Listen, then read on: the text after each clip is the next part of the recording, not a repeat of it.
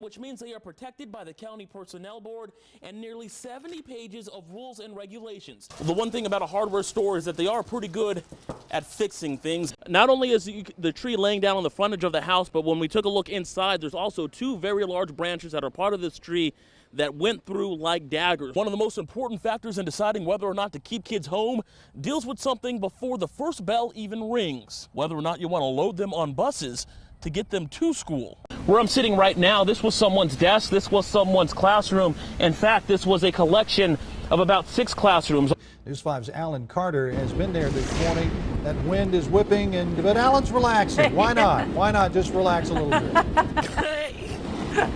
You know, it's just a little bit of Mother Nature, guys. You know, we just decided we'd come out here, sit down, and enjoy a hurricane. And they took the normal criminal stuff, his wallet, they took his cell phone, but maybe worst of all, they stole the man's jacket. You're just not gonna get hired when you show up looking like this. Alan Carter is a reporter with our affiliate WKRG and is outside the jail now. Well, this is where Valerie Patterson is being held after being arrested earlier this morning. Now, this is a case that's kind of developed pretty quickly over time. Now, if you're pulled over by a cop, it's certainly try to make it as obvious as they can. Obviously, they have the light here. It'll light up here, lights up on the dash. They have lights that go off on the bottom of the vehicle as well. For a lot of people, this is a very scary thing. 69, 74, 63, 60. Oh, I wish I would have got that one. This barricade here at Farnell and Richardson has been up for close to a year. And they'll then have 2 minutes to respond and address the audience. The other candidate will then have 2 minutes to respond to that same question. And then the candidate who received the original question, they went out in 6 different teams scouring parts of Mobile County. Hey, Barry, where are you at? Attempting to serve over 60 outstanding felony warrants. All the warrants we're serving tonight are felonies. These are all grand jury indictments. Anything that comes out of the grand jury is primarily going to be a felony. So we're doing a range from felony theft to distribution of narcotics. In this case on Espejo Street, they did not find their guy, but instead 2 other men. What's on track marks, man? Those are old. That's not old, it's fresh bruising. In the roadway, of course, we encountered a couple people here that were potentially here probably to purchase narcotics. Subsequent search of them has revealed some paraphernalia and possibly some additional drugs there as well. Is there anything you want to say? What happened, man? Wrong place at the wrong time.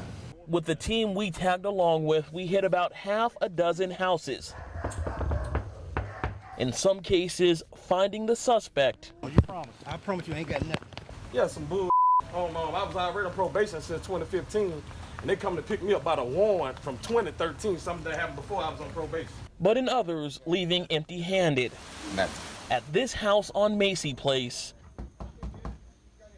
Dylan, McCoy, come to the door! deputies nearly busted in the door searching for a suspect. You got about 3 minutes and we're going to kick your door in. Only to find out the guy didn't live there anymore. Quite a scare for the homeowner pulling up to see this in his yard. I live here, but there's nobody else that lives here but me. Over 60 warrants to serve, and while they didn't get them all, a good dent in a fugitive backlog. The hurt is something Brenda Lacoste feels every single day. He was really a wonderful man, a wonderful husband, a wonderful father, friend. There are no instructions for how to move on after 48 years of marriage, how to cope with losing your life's partner unexpectedly. Not many people can say this, but I wouldn't change anything about our marriage.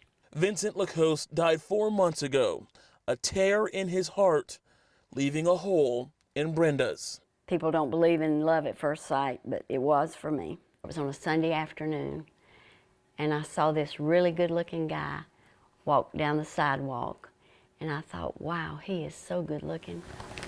She looks at the photos of when their journey began. I've been getting these out a lot, doing a lot of reminiscing.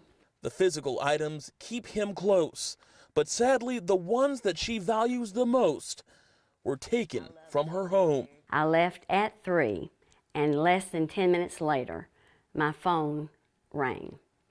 It was a security company telling me that my house had been broken into.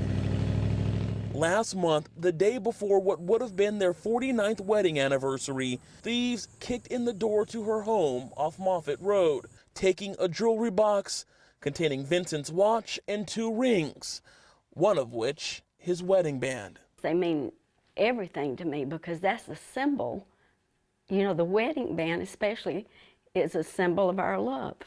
Brenda is hoping that maybe whoever did this understands what they took. And of course, he's gone on to be with the Lord. And, you know, I miss him so much, but I feel like if I could just get back those things, it would be almost like I had a part of him back. And I've actually been praying that way for the person that took it, that God would move on their heart to return it. There are few things that can bring people together like sports, when it constantly feels like it's one side against the other to either support black lives or blue ones. Why not both?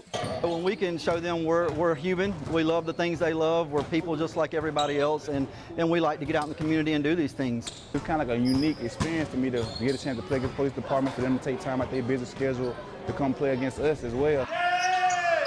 This certainly was not home court for Mobile police. Come on, get back, get back! And it was no layup. Bob's got it, Bob's got it! But it was real community policing. Okay. Sometimes the most effective way to protect and serve. I think it's an awesome opportunity to see the interaction between the police and our youth, and it's a great step toward bridging that gap. However, while it was a competition, When they press on offense, we've got to cut to the middle. at no point was it really competitive.